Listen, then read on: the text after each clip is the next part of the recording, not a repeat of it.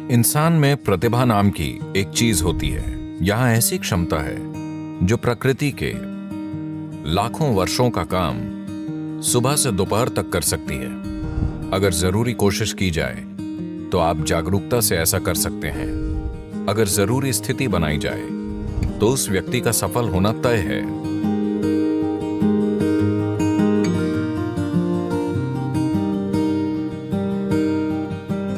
बात छोटी हो या बड़ी कोई फर्क नहीं पड़ता।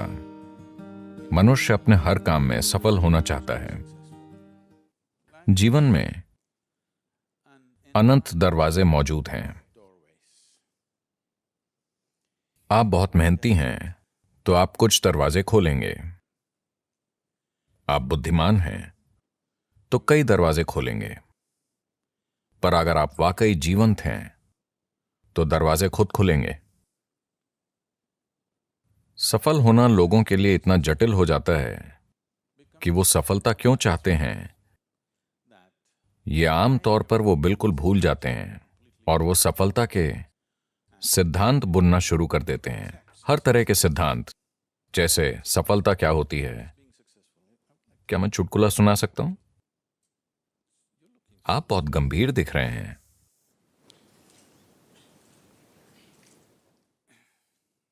भारत में एक आदमी था, शंकरन पिल्लई। अच्छा, ये जॉन स्मिथ की तरह है।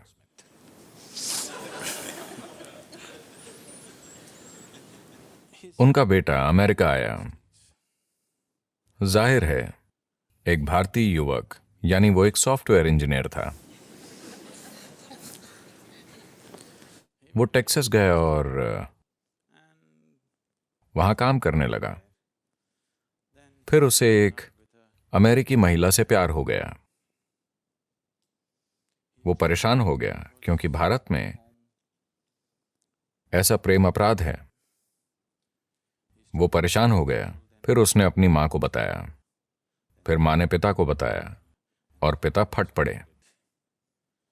वो उन्हें समझाने के लिए घर गया, पर बात नहीं बनी, क्योंकि भारत में कोई शादी करना चाहे तो लोग उसके परिवार की 500 पुश्तें जांचते हैं। वो उस व्यक्ति के वंश की शुद्धता देखते हैं जिससे आपकी शादी होगी। तो अमेरिका की एक गोरी महिला, आप उससे कैसे शादी कर सकते हैं? हम उसका वंश नहीं जानते, वो कहां से आई है, उसका वंश क्या है, दादा दादा दादा। तो वो समझा नहीं पाया और वापस आ गया और उसे फिर से प्यार हो गया और वो आगे बढ़ गए। तब शंकरन पिल्लई अपने बेटे को त्याग कर बोले, मेरा तुमसे कोई लेना देना नहीं है। फिर साल बीते, उनका एक बेटा हुआ और उसकी तब की तस्वीर थी जब वो पैदा हुआ था, और पत्नी रोजाना अपने छोटे बेटे की तस्वीर फेसबुक पर अपलोड करती थी। छोटा सा बच्चा बड़ा हो रहा था। वो बेटे को त्याग चुका था, पर पोते की बात अलग होती है। धीरे धीरे 1-2 साल में उसे इस छोटे बच्चे से प्रेम हो गया जिसे उसने देखा तक नहीं था। फिर लोग अमेरिका से उसके पास आने लगे, अरे आपने अपने पोते को नहीं देखा? ओह, आप उसे जरूर देखिए, वो आपके जीवन का फल है। धीरे धीरे उसे इच्छा हुई। फिर उसने तय किया वो अपने बेटे का चेहरा नहीं देखेगा, पर अमेरिका जाकर सिर्फ पोते को देखेगा। और उस गोरी औरत को तो बिल्कुल नहीं देखेगा। फिर वो अमेरिका गया और उसे एक 7 साल का ऊर्जावान युवा लड़का मिला। वो एक फार्म में रह रहे थे। वो यहां वहां कुछ करता रहता था। उसे इस छोटे साथी से गहरा प्रेम हो गया। फिर एक दिन वो लड़का बोला, दादाजी आओ, मैं आपको तीरंदाजी सिखाता हूं। वो उस लड़के के साथ फार्म में गया और वहां उसने 8 लक्ष्य देखे। वो सभी तीर बिल्कुल निशाने पर थे। शंकरन पिल्लई ने यह देखकर सोचा, अरे ये मेरा पोता है। उसे भारत के सभी महान तीरंदाज याद आ गए, अर्जुन और एकलव्य, और उसे भविष्य दिखा। ओलंपिक स्वर्ण पदक आसमान से गिर रहे थे। फिर उसने पूछा, तुमने कहां से तीर चलाया? लड़का बोला, 20 गज से। क्या? 20 गज की दूरी से तुमने सभी तीर निशाने पर मारे हैं? तुमने ये कैसे किया? फिर लड़का बोला, दादाजी मैं तीर पहले मारता हूं और फिर निशान बना देता हूं। तो सफलता से जुड़े ये सिद्धांत रुकावट बन सकते हैं, और मैं लगातार ऐसे लोगों के साथ रहा हूं, वो एक हद तक सफलता पा चुके हैं, पर उनका जीवन उनकी सफलता के सिद्धांत में फिट नहीं हो रहा है और वो ढांचा टूट रहा है, पर उन्हें लगता है कि कुछ गलत है। कुछ गलत नहीं है, वो बस बेहतर हो रहे हैं, स्थितियां उन्हें आगे बढ़ा रही हैं, पर उनके सिद्धांत टूट रहे हैं, तो वो अपनी सफलता से दुखी हैं। आपको कई लोग ऐसी चीजों से गुजरते हुए दिखाई देंगे। अगर सफलता की बात करें तो मुझे यकीन है कि आपके पास योजनाएं होंगी कि जीवन में सफल कैसे होना है।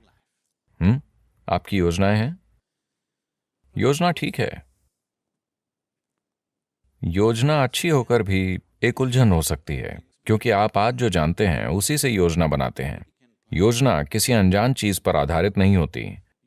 आपकी योजना यानी आज को बढ़ा चढ़ाकर कल की कल्पना करना। अभी आप यहां एक स्तर पर हैं। आपकी योजना ये होती है कि ये इतने वर्षों में 10 गुना होना चाहिए, या 100 गुना, या लाख गुना हो जाए।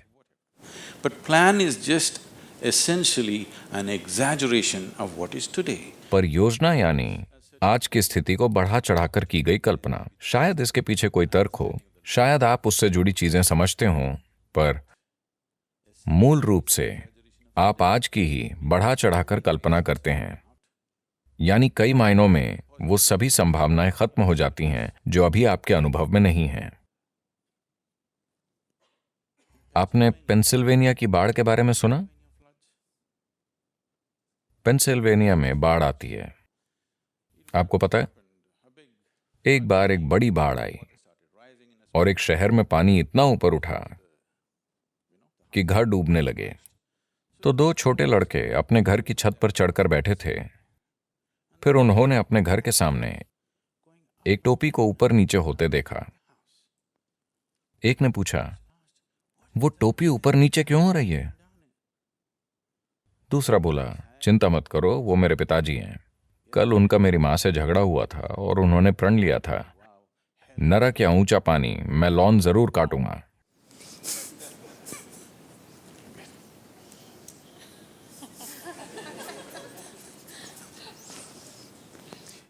तो योजनाएं परेशानी बन सकती हैं।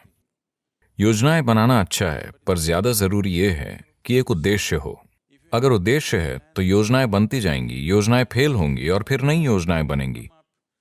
जो होना है होगा। आप एक उद्देश्य पर टिके रहें तो बाकी चीजें उस उद्देश्य की मदद करेंगी।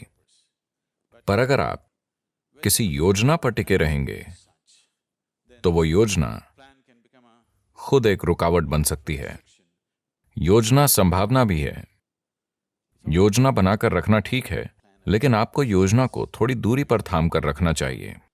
आपको योजना से अपनी पहचान नहीं जोड़नी चाहिए। सफलता की प्रक्रिया, देखिए, मूल रूप से सफलता की चाह हर इंसान में होती है। आप उसमें थोड़ी आग डालकर उसे अपना जुनून बना सकते हैं। लेकिन अगर ये आपके अंदर की एक जरूरत बन जाती है कि आपको सफल होना ही है वरना आपको बहुत दुख होगा, तो फिर आप दिक्कत में पड़ने वाले हैं, एक गंभीर दिक्कत। हमारे जुनून जहर बन सकते हैं।